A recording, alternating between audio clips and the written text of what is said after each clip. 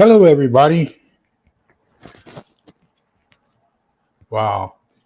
Okay, let me start off with a couple real quick announcements. Number one, um, there is a solar flare or a series of, oh gosh, look at the chocolate cake.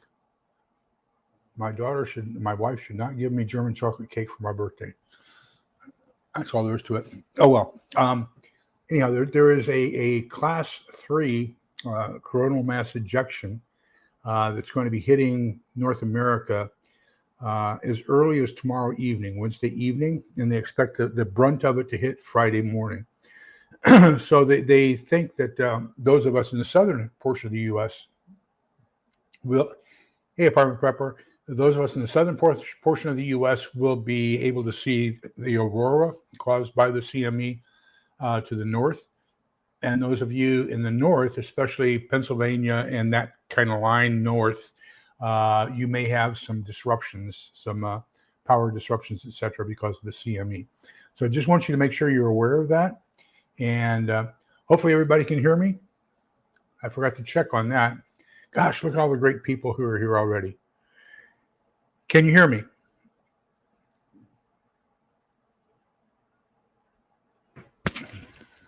Can you hear me? Okay, good. Hey, Apartment Prepper. Thank you for your kind email. I greatly appreciate that. The second announcement is Father Mike Schmitz he is the chaplain for the University of Minnesota in Duluth, and so he has teamed up with Ascension Press, and they put out this color-coded Bible, and this is a Revised Standard Version, but he's divided it up into time periods so that every time period has a different color, and it's all indexed so we can do a Bible in a year. We're doing it through a chronological study. So, and right now we're in book 2 of this as far as the Bible in a year. And so now book 3, which is days 244 through 365, arrived in the mail. What I didn't realize was I had ordered 2 of them. So if anybody would like to do the last third of Bible in a year and get a free copy of the Bible in a Year Companion, it gives relevant insight into a bunch of the things that are going on. And we usually read about 4 or 5 chapters a day. But and if you want to watch it online, that's fine. I can give you Father Mike Schmidt's Ascension Press, what is it, URL, so you can follow along there and do that there. But if you would like the one that I ordered extra, just do me a favor, send me an email, and that's the Cold War Prepper at outlook.com, and I'll be more than happy. Give me your email, give me your mailing address. I'll be more than happy to mail it to you. So just keep up with that. Okay, well, there's an awful lot to cover tonight. Golly. And so we are working on tear up my calendar, reaching for the book. So we're working on Surviving the Economic Collapse with by Fernando Ferfal Aguirre, and we're doing pages 31 through 60 tonight. So let me get here to the banners. Hello, LG, welcome. And let's go over here. And let me see if I can't get up here. We've got to go all the way up here. And so the very first thing he talks about is on pages 30 and 31 is basically to man up. He talks about if you appear weak, you are a target. What are some of your thoughts about how you can kind of man up or appear a little bit stronger than you might be?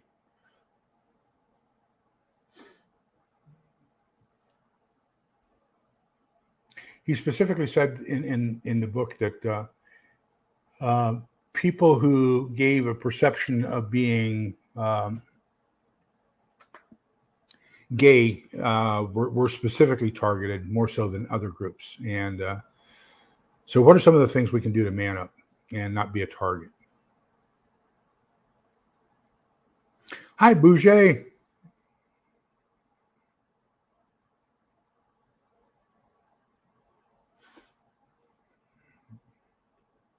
Don't slouch. Great. Absolutely. Walk upright. He kind of expounds on that just a little bit more. Carrying yourself with authority. Yes, absolutely. And dressing down, not being flamboyant, making sure that you're kind of, he calls it blue man, but gray man. And I think it's all the same thing. Aqua Run Girl, welcome. And he also talks about redefining your normal reactions to things. So in today's society, if you bump into somebody, you say, "Oh, excuse me," or "I'm sorry," and kind of back off. And he talks in the book about you don't want to do that. You want to act aggressive. If you bump into somebody else, don't assume you bumped into them. Assume they bumped into you, and be prepared to defend yourself immediately. And being willing to take any job, and being willing to redefine how you react socially to things. React now and ask for forgiveness later is basically what he's saying. So wash away indoctrinated social behaviors. What are some of those social behaviors that he says we need to get rid of? Yeah, and I think that's what he's specifically talking about, Apartment Preppers, is that a lot of us have that social thing that, we don't want to cause a conflict, or we don't want to offend anybody else. And once SHTF, then, that goes out the window, and you have to be aggressive, assertive, and put yourself in a position of, for lack of a better word, a position of authority and a position of power.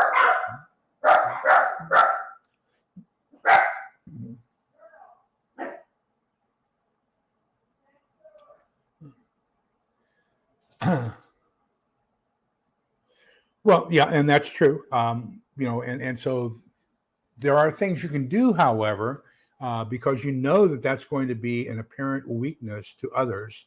There are things that you can do, just being aware of your surroundings, and some other things that you can do to mitigate that with some defensive things. Yes, absolutely, and I think that's one of his biggest. And Aqua Run Girl says the same thing. Yeah, that's one of his biggest things is learn how to say a firm no. We just, in our society today, we say yes, we agree too much, and then we kind of question, what is it we agreed to, and so then we have to go back and take a look at what it was. Start off by just a firm no, and if nothing else, that's going to elicit a response from the person who's asking, that they clarify it more readily for you, and that may give you time to react a little bit better.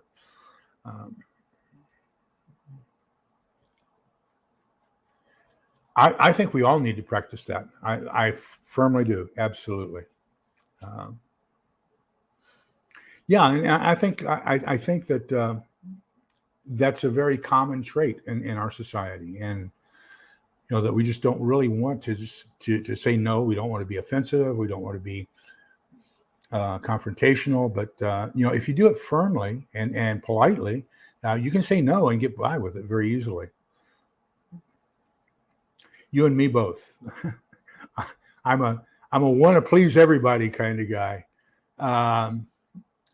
and so that's actually the next one I had on here. And then he says the next thing to do is make sure you get your body ready. What does he mean by getting your body ready?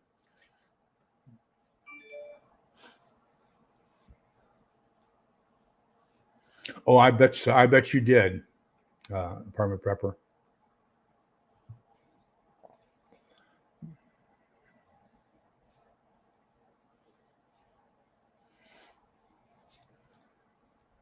Get fit. Yeah. And for some of us, that's a challenge. We've got some in wheelchairs. I walk with a cane. We'll find out tomorrow. I have my pulmonology appointment tomorrow, whether or not I need to have portable oxygen with me or not. And so, sometimes there are physical limitations as to what you can and can't do. But I think get in as much shape as you can. And that's critical. Losing weight, getting down to a good, trimmed fit, getting in shape. Actually, the physical therapy I'm going through for my hip is doing wonders as far as my endurance and my strength. And So I can probably leg press more weight now than I did before I had the hip replacement. So that's kind of great. But, we get stronger day by day. So see if you can't find a small regimen of what you can and can't do.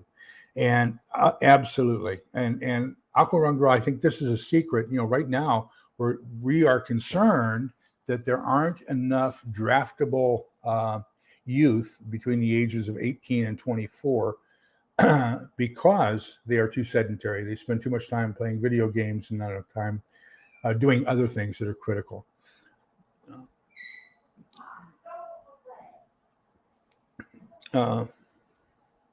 Yes, gaining strength and endurance, and you're absolutely right, LG. Within the limitations of what we can do, given the physical limitations that we might have. Yeah, and I think that's so first off, let's go back to Peaceful Monkey, getting plenty of sleep. And I think that's critical. And, you need that REM. So you need a peaceful, calm, uninterrupted night where you can get some REM sleep. And that's going to be very, very important. Then, when I was on active duty, believe it or not, I usually worked the midnight shift. And I don't know why. I just felt that was my best thinking time. And but I could fall asleep with a cup of coffee in my hand at 3:00 in the morning very easily. Yeah, so there probably won't be any doctors available, and those who are there, they're going to ask an awful lot for their services. Another problem, and this was in a Alaska Prepper did a fairly good video today. 80% of all of our medications come out of China.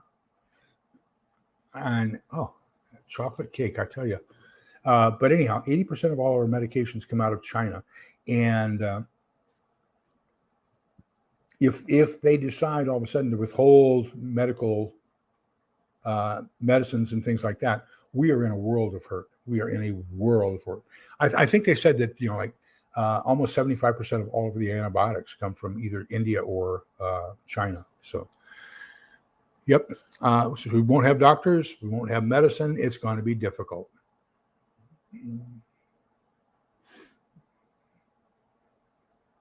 And stress reduction. And one of the ways that we get rid of stress reduction is through books like this, where we make ourselves aware of what's going to be in the future so that we can be prepared for that, mentally prepared for that. I like cherry Coke. So, yeah, cherry Coca-Cola.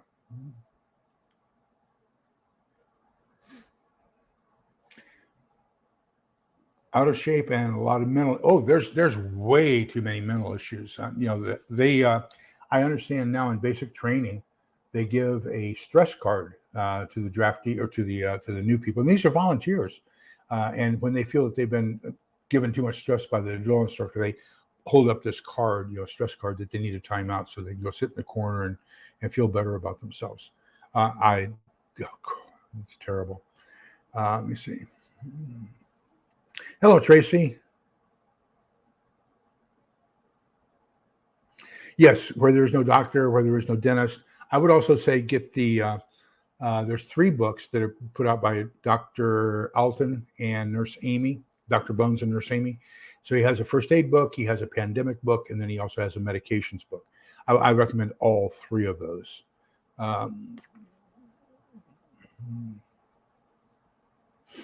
Yeah, and so I have to do that. So if you look at my calendar, so let me see if I can get my calendar up here. I have the quotes that I want to pass out that day, and then I have the Bible scriptures that I read that day. And then if you look at this number right here, this is my waking oxygen level and my pulse rate.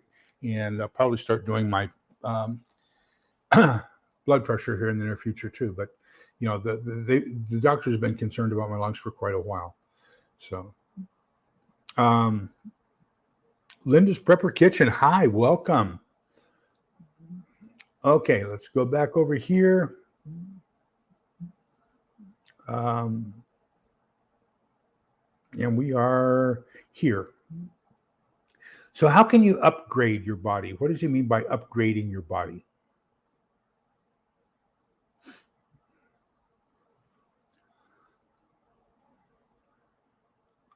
It really bothers me, that chocolate. God.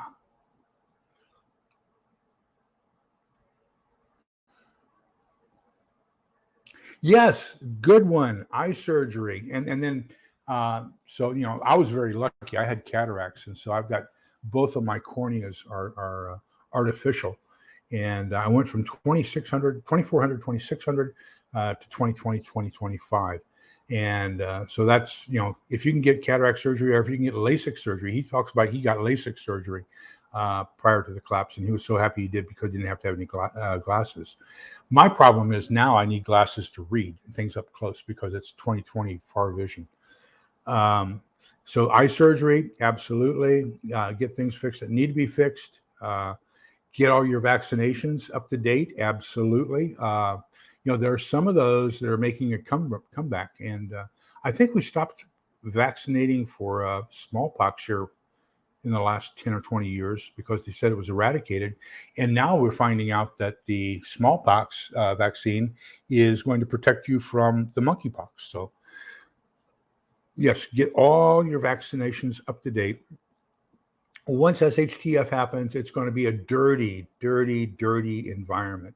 And you need all the advantages you can get to survive it. And so, yeah, you want to make sure that you get all your vaccinations up to date.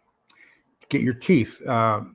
We've gone through this discussion my wife and I have with the dentist and everything else. It's going to be $60,000 for my new teeth. But and that reminds me, next Tuesday we're not going to have a meeting because Monday they're pulling my 17 remaining teeth, and then they're going to drill 8 holes into my jaws, 4 upper and 4 lower, and then get my temporary arches as far as implants.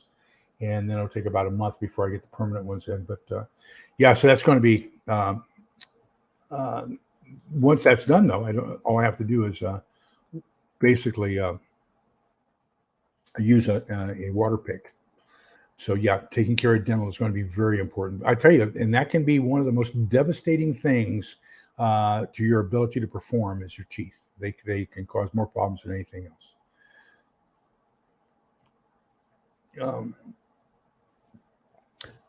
I could hear you, but I could not let me chat, huh? I think movement is paramount in maintaining and building strength. Absolutely. And flexibility. And yeah, all of us are way too sedentary. And, we probably need to get out and do more. Helen and I joined the the community. Our city has a gym and everything else, and so we joined that.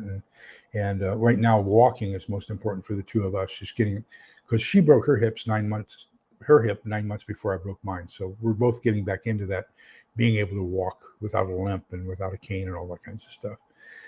LASIK surgery was, yeah. See, I absolutely, I LASIK surgery, cataract surgery, anything you can do to improve your eyesight is phenomenal. And I was standing in they only do one eye at a time because you're going to have it covered for a while it heals, and then you take the patch off. And so I was standing at the sink getting ready to shave.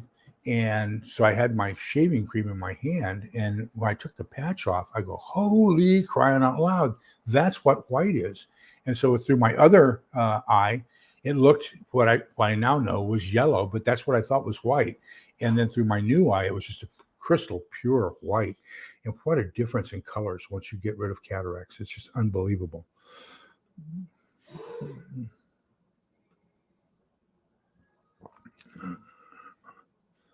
Let me see, where are we? Peaceful Monkey sounds. Oh, really? I'll have to go see that. Yes, and so the biggest LASIK doctor here in the greater Austin area is Michael Dell's brother. So Dell eye surgery is the big one here in the Austin area. Yeah, it's tough to do things like that when you're a mother and have young children that you have to take care of, and you got a very active YouTube channel that you have to take care of, and yeah, finding time, that's going to be the one critical denomination. Wouldn't that be great? If I could go back to being 50, I'd be happy.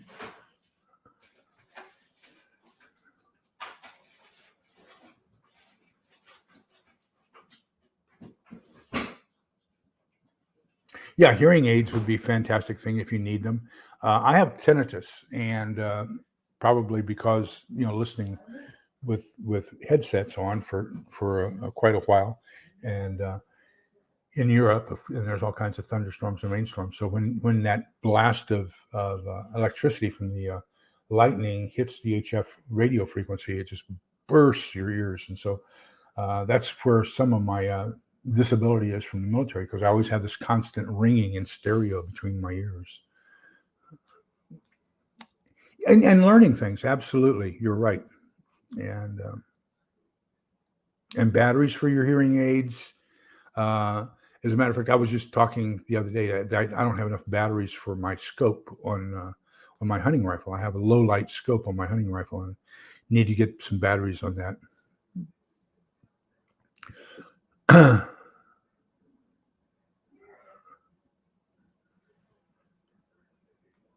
What kind of class you taking, Prepping by Faith?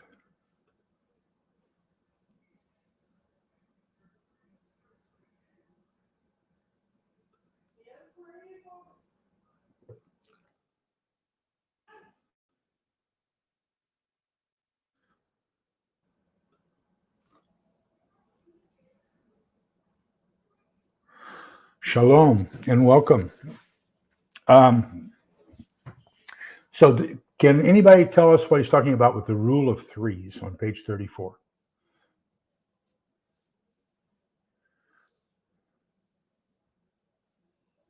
Oh, wow, that's great. AEDs and CPRs and all that kinds of stuff. Absolutely. When I was working in the homeless shelter, when I was the HR director there, we had to have certified, and we had to carry the card every year. And then, of course, my daughter made us go to children's AED and CPR class when she had her first child. So, yeah, there's all kinds of stuff out there that's great.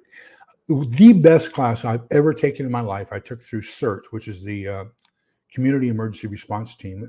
It's 2 towns over, is the closest one. So I joined them. But they had a class on stop the bleed, and they had this dummy, and it had an artery, and you could actually go in and feel the blood pumping through the artery, and you had to go in and pack it and get it to stop bleeding with inserting gauze down inside this wound. And the best class I've ever taken. So if you have a CERT group near you, that's CERT, Community Emergency Response Team, join, because you get all kinds of fantastic free training. Okay, so Bouger is saying that water, air, and food. So basically what they're saying is you can only last 3 minutes without breathable air, 3 hours in extreme weather conditions, 3 days without water, and 3 weeks without food. So that's basically the rule of threes. It's too long to write out. Okay. Yeah. I strongly recommend Stop the Bleed. Best training I have ever received in my life. Okay.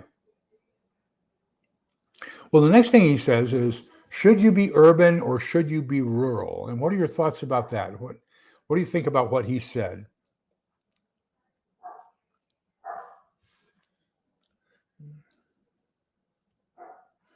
Well, then, and there's some truth to be said to that, Peaceful Monkey. They found out that a lot of these guys in solitary confinement go bonkers, and right around the 3-month mark. You're absolutely right.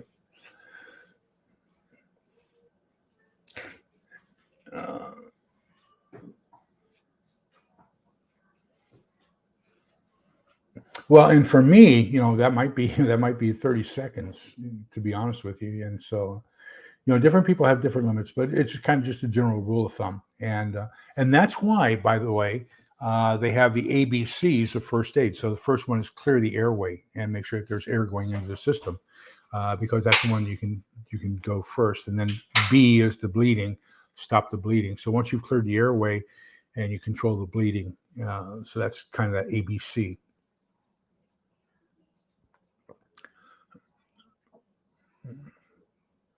So Aqua Run Girl, he says that he prefers to be urban. Now, can you tell us why?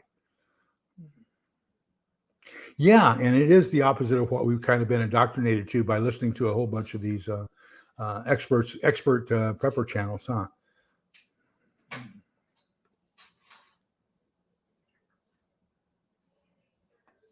Yeah. Now, I think I want to divide this a little bit.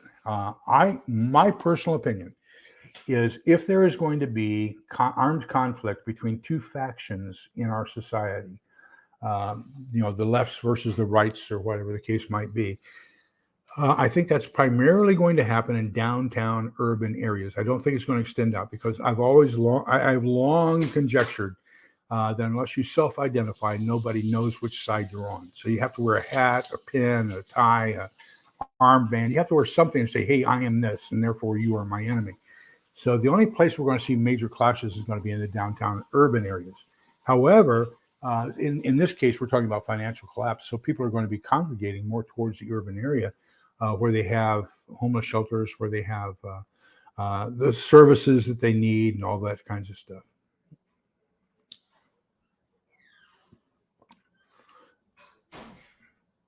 Yeah, and that's what he emphasizes as well is that people are going to be going to the city looking for jobs, looking for support, looking for the government and things like that to help them.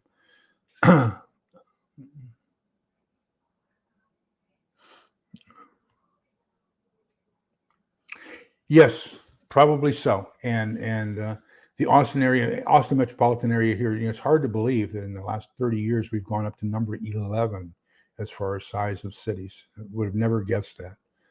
Let me get here. I think I saw Auslander. Welcome. Hey, Auslander. So this might be appropriate for you. I made the announcement earlier. I ended up with two of these. This is Father Mike Schmitz doing the Bible in a year. And so he divided up his study guides into three. So there's 1, 2, and 3. This covers days 244 through 363. So it's like 85, 90% of the New Testament.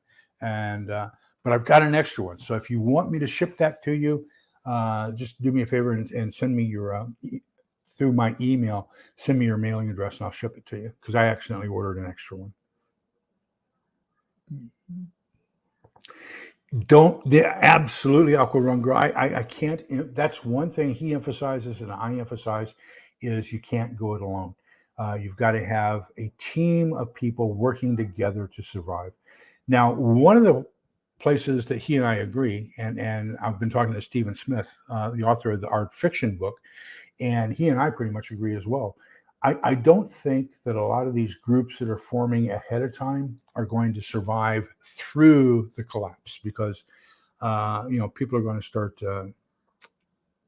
vying for power, and I've provided this, how come you haven't provided that? And there's going to be all this infighting. And I think our greatest chances to collectivize our people are going to be more after SHTF, when people are going to come to us, and then we can kind of form our group then. Let me see.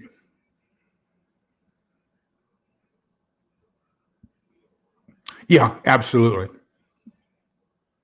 Absolutely. Um, and same thing. It's not Detroit, or it's not St. Louis, or there aren't some of these hegemonies as far as different geopolitical people being focused in one area versus another. And so, New York City is almost divided into a whole bunch of ethnic boroughs. So, yeah, I wholeheartedly agree with that.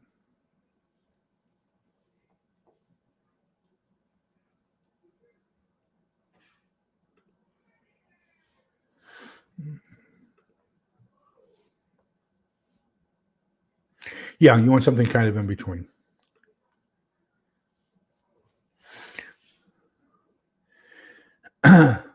But at the same time, it appears, and we can take a look at the shelves right now on supplies. So this morning we had our prayer group, and then after prayer group, I go to physical therapy, and then I decided to stop by Walmart on the way home, and I figured I'd pick up a can of bacon flavored spam, and there was only like 12 cans, 18 cans of Spam on the shelf. I mean, there's a lot of stuff. And so I think right now, a lot of the major shipments are going into the urban areas, the larger metropolitan areas, at the expense of some of the more rural areas. So yeah, I think the focus on resupply is going to be heavier in urban areas simply because of the concentration of people.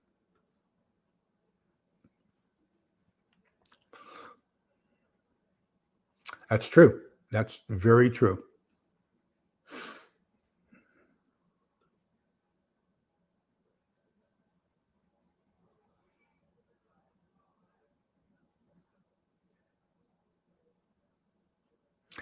What's it about, Auslander?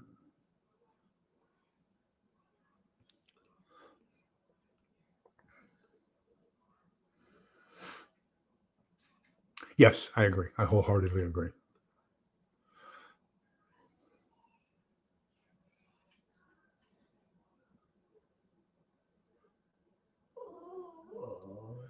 Yeah, it's terrible.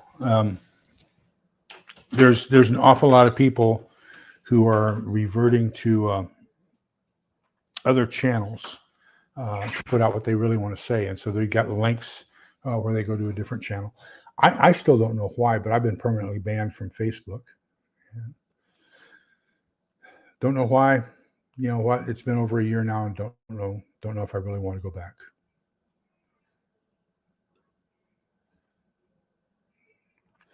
I I have, but we have to remember that foraging is very specific to the locality you're in.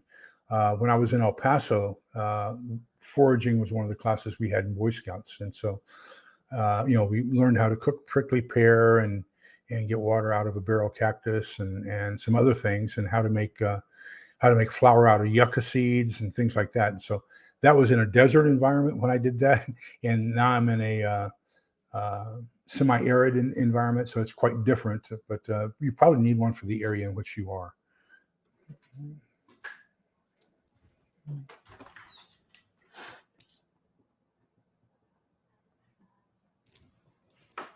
Yep, I wholeheartedly agree.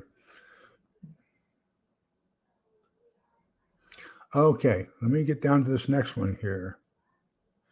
So then he says that when there's high unemployment, people are going to move to the city because people have a tendency to believe that the city has more work.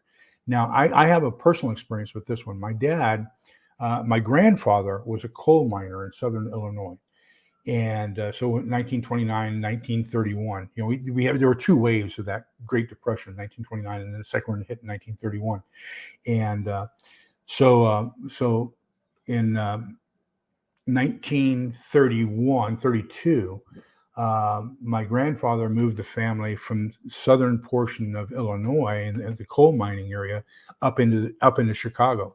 And when they moved up into Chicago, then my uncle and my dad both worked as meat packers in a meat packing plant, and both my aunts got jobs, and so it worked for them. They during the Great Depression they left a more rural area and went up into Chicago, which is now the third largest city in the U.S., and found work there. So what he's saying here is very appropriate for what we do here in the U.S. So I found that interesting. I got to get my mouse working because the key on the tablet just doesn't work. Okay, there we go. So let me check these comments.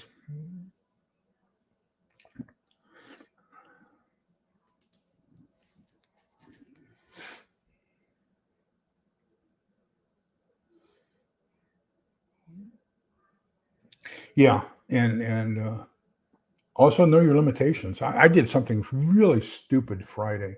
I'm allergic to formaldehyde and formoterol, and both of those are the primary preservatives in most everything. So I have a three-ring binder that the dermatologist gave me of the only soaps we can use to wash my clothes and toothpaste that I can use and everything else. And my dentist told me that the reason I have such bad teeth is because I have dry mouth, and so she gave me a prescription for some dry mouthwash. And Friday morning I got up and I had dry mouth, and So I took the prescription medication that she gave me. I swished it around in my mouth, and all of a sudden my mouth just started burning like you would not believe.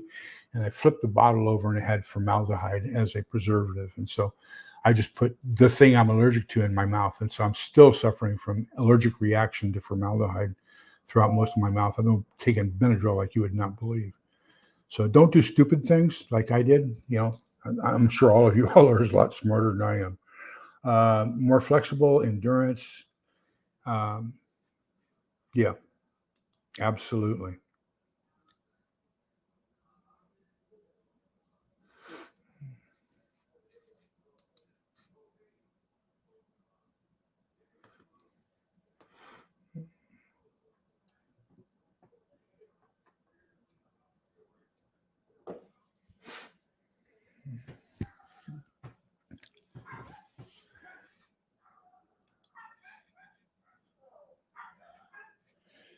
Okay, let me see where we are here. Home security is the next topic.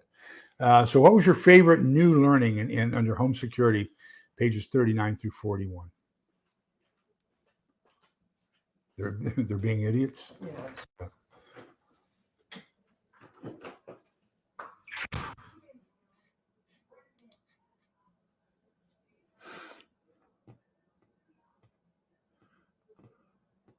Oh, I'll have to take a look at that.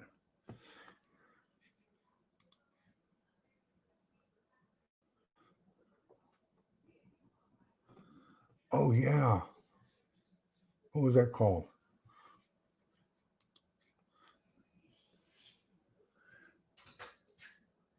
Yes, yes. And so we did the same thing here. We've got the motion sensor lights, and they'll probably go off. You hear a ring on my phone. But two things happen. Number one, it sets off an alarm on our phones. Number two, it turns on spotlights onto the front door and the garage. Reinforce your exterior doors, and he talks about a couple ways of doing that. And one is putting longer bolts or screws into the frame of your house so that your door can't be easily kicked in. I ordered a little doorstop plastic. What would you call it? Pyramid that you put on the floor in front of the door, so that when the door pushes open, it's just a regular doorstop, and that was recommended as well. So unfortunately, you're absolutely right. Unfortunately, that is the absolute truth. Uh,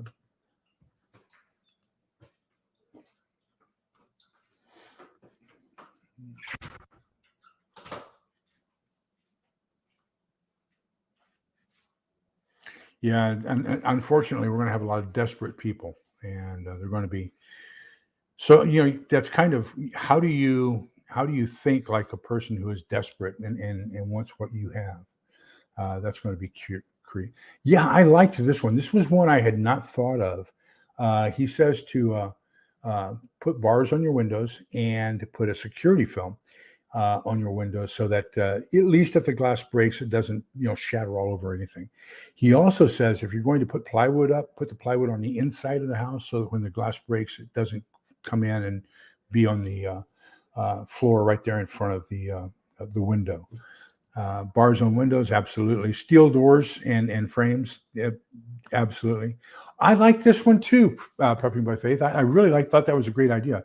Having a decoy safe and then the real safe, and so they're expecting to see a safe. Make it a little bit difficult to find, but harder, but easier to find than the real one. And then have some of your stuff in it, and see if they can't go for that and be satisfied with that instead of taking everything you have. Don't have any overgrown. Yeah, he talks about don't give them hiding places in your yard. Uh, that make it so that they have a hard time. He also talks about prickly type plants like rose bushes, thorny plants directly underneath your windows, so that it's going to cause them a little bit of pain to get in through the window. Okay, yeah. So the next topic is just so happens to be. Let me see here. That's the next topic. So LG is reading my mind. Um, so big dog or little dog, and I have three little ones. I have three Chihuahuas. So, and here's one right here. She's going to run away. She's camera shy. But we have three Chihuahuas, and so they bark at anything and everything, and they know when the alarm goes off for our security cameras, and they will let go like you would not believe. Yeah, 3-inch screws in the hinges in your doors. Put large furniture in front of your door to block it if you think that's how they're going to come into your home. And yes, and get a handyman to do that for you if you can't do it yourself. Another one is most of the frames are double 2x4s, and so you might want to consider upgrading that to a 2x6 or a 4x4.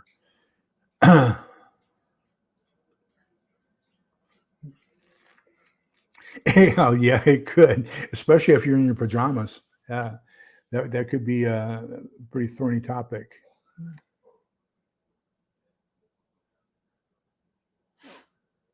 We so my family growing up always had Chihuahuas, and then Helen's family always had poodles. And the last two dogs we had were both poodles, and God, they're smart. And so we had, after the second poodle passed away, there was an article in the newspaper that the animal shelter was overly stocked with dogs. They needed somebody to take it. And so Helen saw the picture of this. Oh, I'm sorry, I won't touch you. I was going to show you that she saw the picture of this one in the paper, and we went down to take a look at it and said, we'll give you her and her sister for the price of one. So we ended up getting two. And then my daughter got a bigger dog for her sons, my grandsons, and we ended up with her 13-year-old teacup black Chihuahua, long hair. So yeah, but they bark at anything and everything, even including they bark at us if we scare them, like that one just did. I guess some people are coming and going. There was a Canadian. I'm sorry, Canadian. There was an Australian dog that he's talking about as well that he really liked. He said as far as small dogs, he really likes the Jack Russell Terrier. And we babysat one. I tell you what, that Jack Russell Terrier jumped up on our island in the kitchen from standing still right next to the island. He just jumped up right on top of the island. Unbelievable how those dogs can do.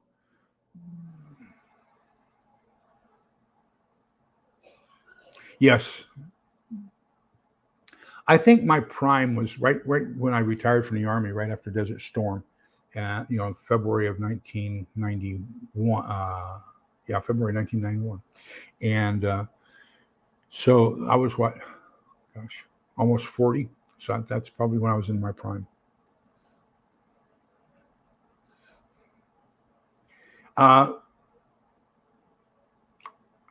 would love to have a standard size poodle, but God, I don't know if we'd be able to afford grooming them. That would be the problem. But they don't shed, so that's good news. Okay, so we've done bigger little dog, and then what was your favorite tip around his on foot? Things to carry with you. My favorite was, and I'd never considered it before, but I did buy them for I did a video, probably back in February, just before or just after the invasion. And in this kit, I have a PPE kit for the car, and I had bullet, shatterproof shooting glasses because they were fit so snug and tight. Probably would not let any radiation fallout into your eye area. So I did those, but I never thought of it as he talks about ballistic eye sunglasses, and that if something hits your windshield and it shatters, you're not going to have any glass breaking your glasses and into your eye or anything like that. So I thought that was a very good idea. So I've swapped out, and so now I'm wearing my ballistic sunglasses when I go out instead of my old sunglasses. Great shoes, absolutely. Yeah, and break them in. Don't have them still in a box when SHTF happens. I have a pair of Löwe hiking boots that I got in Germany. Oh, we were in Germany. We left Germany in '87. So I've had these Löwe hiking boots, German hiking boots now for almost 35 years, but they're just fantastic. They're just great hiking boots. And that's probably what I will wear once everything goes, gets where it is. Right now, I'm kind of, the only thing I can wear are these Skechers because there's no leather. Remember, I'm allergic to formaldehyde and formoterol, and that's used to cure leather, so I can't have any leather on me.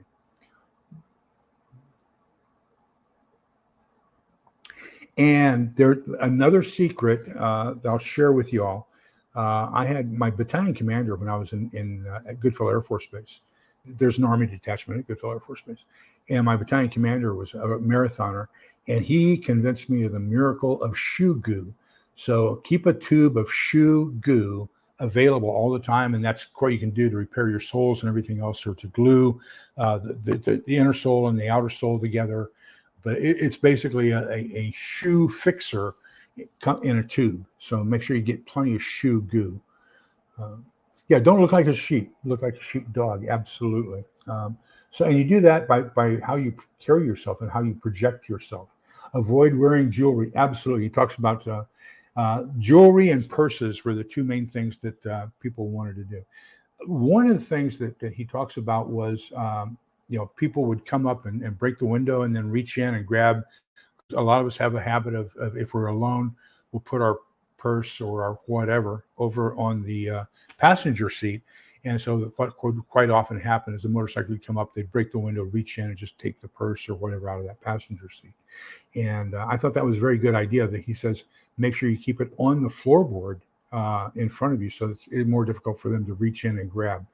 Now, another thing that he talks about there is, and I want you to think about it, for those of you who carry, and I was talking to Stephen Smith about this as well, and he recommends that if you're going to carry it in a cross draw position. He says the reason is because when you're having a conversation, your hands are kind of folded like this, and so if you have to reach over here and then lift your shirt up to draw, it's not going to be as much of a problem if you're here. If you're already here, you just pull it out and you've got it. So he says, carry it in a cross draw. Get in the habit of a cross draw scenario. But the other thing is, think about how your seatbelt is when you're in the car. So, if I carry at the 4 o'clock position, which is back behind, we're starting to get towards the buttocks. That's where the seatbelt catch is. So you got two pieces of strap there that are going to prohibit you from pulling that out and using it while you're driving or at a stoplight. So if you have it in the cross draw position over on the left side, then that seatbelt is not going to be as confining on the left side if you're the driver as it is going to be on the right side where it actually snaps into the receptacle. So that I thought that was another piece that Stephen added that was very good.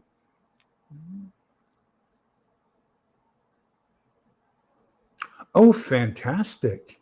Absolutely. Yes. Guess what? A prepper. I don't either. The only jewelry I have is I've got my crucifix, and then I've got my St. Michael medal, and I've got my medical alert tag. And so that's the only jewelry I have. And I purposely bought it in black so that it wouldn't look like anything valuable that anybody would want to take from me. So that's about it. Oh, every once in a while I wear my college ring, and that's about it. Yes, talking about how you carry.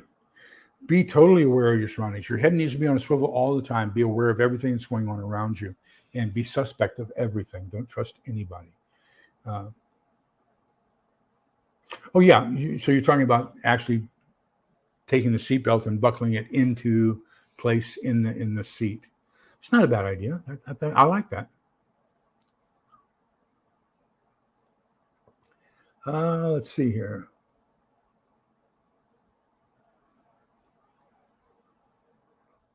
Okay, he talks a little bit about motorcycle, car, or bicycle. Which one's best? And there's one really funny one in here where he's talking about Some of the ultimate preppers think that they're going to go to the end of the world scenario right off the bat, and they want horses and carriages and stuff like that. And he says, and then they're just way too slow in a financial collapse and don't really have anything going for them. They become immediate targets. But he kind of talks about the advantages of each, the motorcycle, car, and bicycle. And one of the things he did talk about with the bicycle was that a lot of people were focused on tricycles, and they were able to carry more stuff, and it was a little bit more stable, so that you could, didn't have to worry about keeping it upright on two wheels. So what was it he said about the motorcycle? Now there's disadvantages and advantages to a motorcycle. So number one, it's easier to maintain. Number two, it's more flexible as far as being able to get in and around stuff. But a lot of times it may be prohibitive as far as motorcycle getting in and out of some of the debris areas. He also talks about the susceptibility to attack, that you're more susceptible to an attack if you're on a motorcycle than you are in a car. Car offers a little bit more protection. And he says he prefers a car, and he prefers a car that runs on a carburetor rather than electric injection. And one of the things that I got out of this was, and one of the key learnings I got out of this portion was, he recommends putting injector cleaning fluid, a tank of that every 6 months in your car, to keep that carburetor system and the injection system tuned up, and then make sure you check your fuel filters every 6 months as well. And and I agree with you. I think that a tricycle, what I'd really like to have one of those at Academy, or not Academy, but Bass Pro Shop. They have those hunting four-wheelers, Kawasaki's, and with big tires and everything else. Because I'm half a mile from the river, but unfortunately we're probably about 250 feet above the river. So, even a bicycle, if I go down there to get water, if I want to draw water out of the river during an event, then getting back up is going to be hell. So I'd rather have something that was powered rather than by my legs. But I prefer a tricycle to almost everything else. Yep. And without us having to force it too. Yeah. I couldn't justify the additional $7,000 for my Tacoma. I got the SR5 version, and the next one up is the top of the line, which is the TRD, the Toyota Racing Division, and that's got the four-wheel drive and everything else. And I just couldn't afford to, spend that $7,000 for four-wheel drive. My F350 was four-wheel drive, and I loved that truck. Oh God, I love that truck. Well, you can get good mufflers on them. I will say that much. I had have a long history with motorcycles, and you can get good mufflers, and they can be muffled just about the same as a car. Yeah, that's what I was talking about, Uncle Al. That's the word I was looking for, ATV. Thank you. Okay, Prepping by Faith. Have a great evening, and thank you.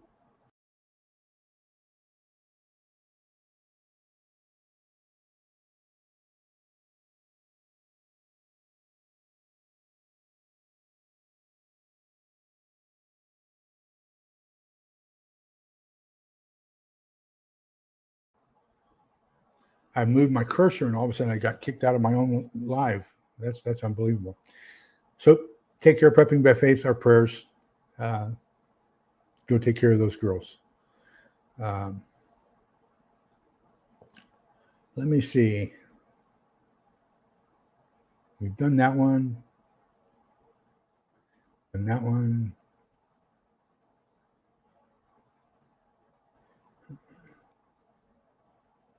Here we are. The keys to a survival car. So what were some of the things that he said were instrumental in picking a good survival car?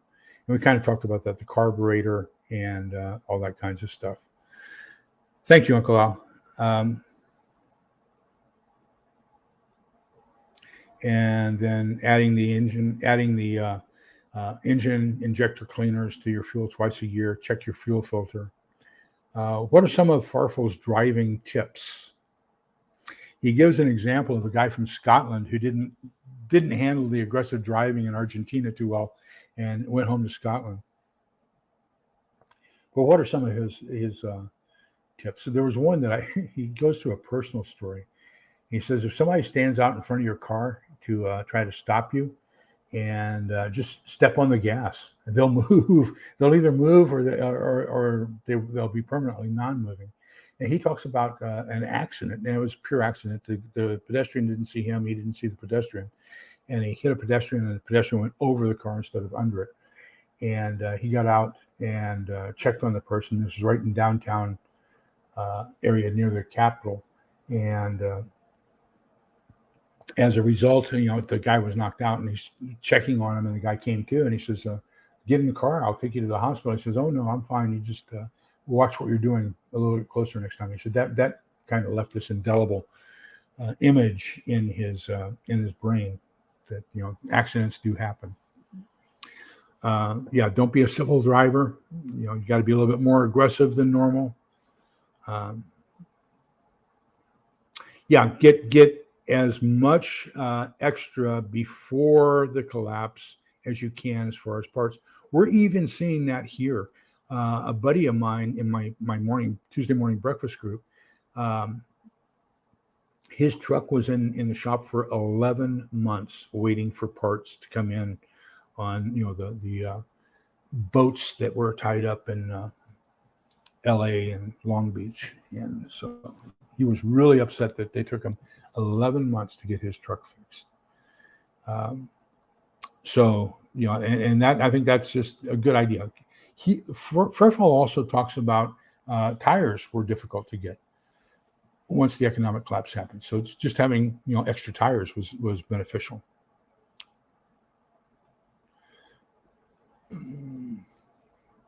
Yes, lock your doors all the time. As a matter of fact, in Toyotas, my Tacoma, and Helen has a Kia Sportage. So once you start the ignition on either one, it automatically locks all the doors. You have to manually unlock them once you've started the engine in order to get in or out.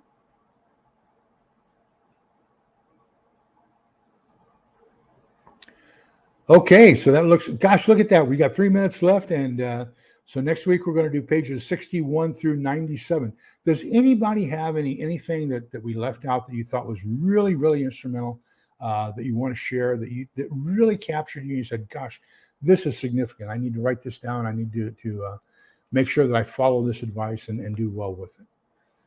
Anybody want to share anything at all? Let me get a drink of water.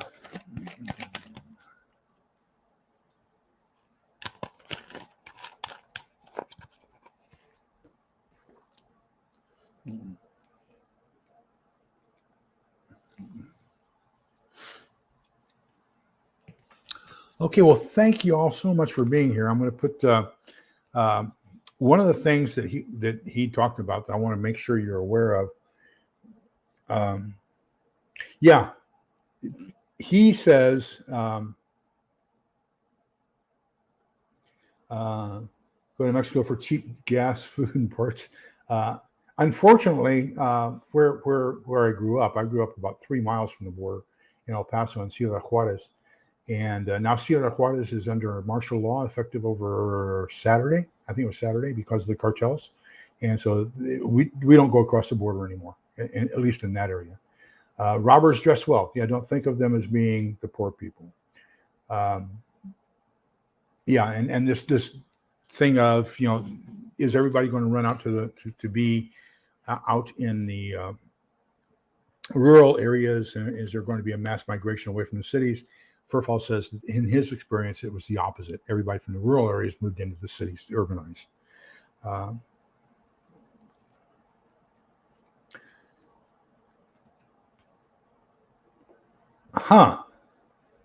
Interesting. As a matter of fact, I was talking to my wife this morning that the Toyota Land Cruiser originally was a Jeep design. It was the Japanese version of the Jeep, and it's been turned into this luxury car instead of the Jeep that it was back in the 60s and 70s when I first became aware of them.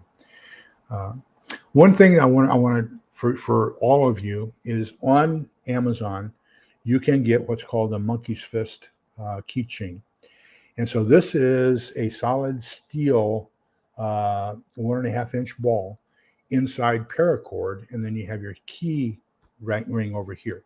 So I keep this with my keys, and the nice thing about this is if you swing it, you've got this steel ball, and you can really crush somebody's head with it. So this is not considered a weapon, but that's how you're going to use it. So if you keep this on your key ring with you, you always have something available to protect yourself, and you don't have to draw a weapon that's going to be a lethal thing. So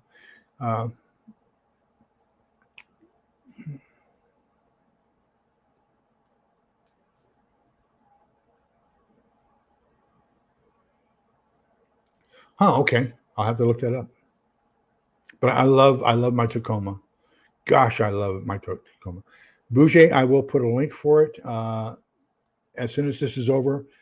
Tomorrow morning, come back and watch this. Come back tomorrow morning, and it'll be in the info, and I'll have a link for the monkey's fist for you. Okay, anything else from anybody, or we ready to call it a night and go to bed?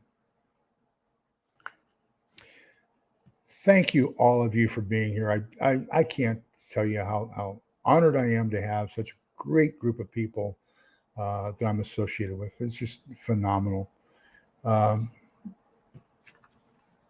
says, individual person needs and habit. A person used to small town or country lifestyle will not make it in a big metropolis, and vice versa. Quite possibly. Absolutely, quite possibly. Okay, so Numbers, the book of Numbers, chapter 6, verses 24 through 26. The Lord bless you and keep you. The Lord set his face to shine upon you and be gracious to you. The Lord look upon you kindly and give you peace. So remember, we're all in this together, so we can come out the other side together. Togetherness is the key. Take care, and thank you all for being here. I'm so honored to have you. Have a great evening. Bye-bye.